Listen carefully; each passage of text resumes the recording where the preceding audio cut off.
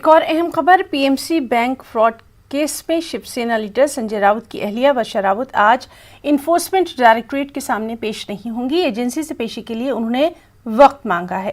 वाज़ेह है कि एजेंसी वर्षा राउत और प्रवीण राउत के बीच मुबैना माली लेन देन की जांच कर रही है। वर्षा राउत को पंजाब और महाराष्ट्र कोऑपरेटिव बैंक में मुबैना कर्जों की धोखाधड़ी के ताल्लुक से एक मामले में तफ्तीश के लिए तलब किया गया है।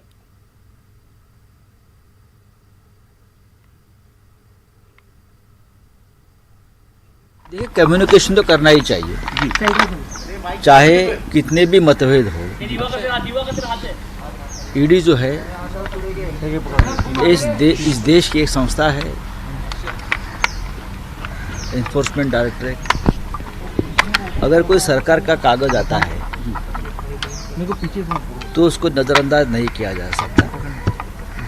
मैं खुद लॉ मेकर हूँ,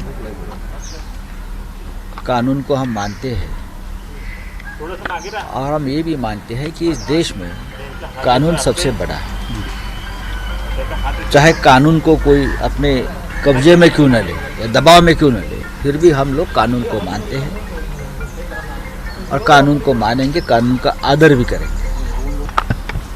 थोड़ा टाइम, अभी इतनी बड़ी केस है, पूरा देश हिल गया है और कुछ नहीं देश में हमारे आजकल कुछ नहीं है ना।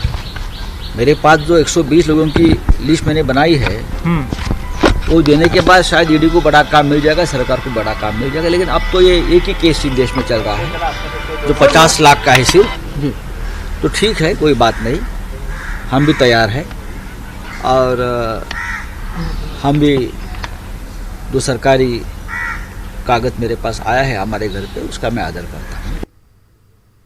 और चलिए सीधे मुंबई का रुख करेंगे। हमारे साथ मौजूद हैं हमारे नुमाइंदे वसीम अंसारी। वसीम, लगातार हम देख रहे हैं कि इस मामले को लेकर सियासत तेज हो रही है। अब ये खबर आ रही है कि वर्षा राउत ने ईडी के सामने पेश होने के लिए थोड़ा सा वक्त मांगा है, तफसीलात चाहेंगे।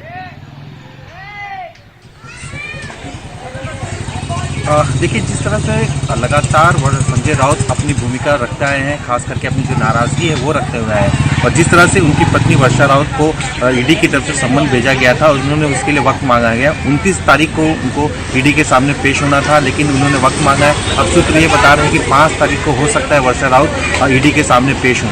ये जो वक्त है, इन दौरान जिस तरह से महाराष्ट्र में देखा जा रहा है कि राजनीति काफ़ी गर्मा गई है। सबसे बड़ी बात यह है कि जो पूरा मामला है पीएमसी बैंक का 1 साल पुराना है और ऐसे वक्त में इस मुद्दे को कहीं ना कहीं बीजेपी या शिवसेना के बीच मतभेद के तौर पे देखा जा रहा है, आपसी रणनीति के तौर पे देखा जा रहा है, एक राजनीति के तौर पे देखा जा रहा है। लगातार शिवसेना इसे लेकर अपनी नाराजगी व्यक्त करती आ रही है कि जो भी व्यक्ति, कुछ देर पहले जब संजय राउत मीडिया से रूबरू हुए थे उस दौरान भी उन्होंने कहा कि जो व्यक्ति दबाव में नहीं आता या बीजेपी के साथ नहीं जाता तो उसके पीछे ईडी लगा दिया जाता है। यहाँ तक कि ऐसे नज़ारे महाराष्ट्र में देखने मिल रहे हैं कि बीजेपी कार्यालय के बाहर ईडी की एक बोर्ड लगाई गई है और वहाँ पे साफ करके ये लिखा गया है कि ये ईडी का कार्यालय है, अगर जो बीजेपी में नहीं शामिल होगा उसे नोटिस दी जाएगी। और साथ ही ईडी के कार्यालय के बाहर बीजेपी का बोर्ड लगाया हुआ है कि ये बीजेपी कार्यालय। इस तरह की रणनीति साफ तौर पर शिवसेना दिखाई दे रही है, एक आक्रामक भूमिका भी नजर आ रही है।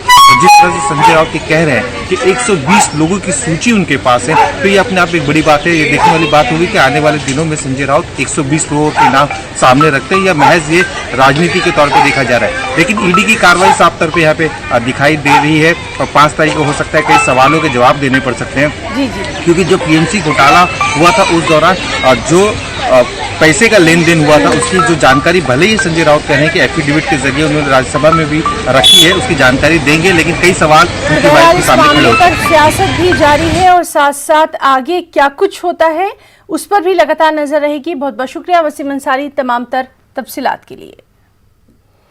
किसानों के एहतजाज का आज 34वां दिन है। किसान दिल्ली के अतराफ डेरा डाले हुए हैं, ज़राई क़वानीन को वापस लेने की मरकजी सरकार से मांग कर रहे हैं। 30 दिसंबर को ज़राई क़वानीन के खिलाफ एहतजाज करने वाले किसानों और हुकूमत के दरमियान मीटिंग होना है। ये मीटिंग दिल्ली के विज्ञान भवन में दोपहर 2 बजे मुनक़्क़िद होगी। अब तक कई दौर की बातचीत समरावर साबित नहीं हो पाई है। मरकजी सरकार तरमीमात की बात कह रही है, लेकिन किसान इन तीनों क़वानीन को वापस लेने की मांग कर रहे हैं।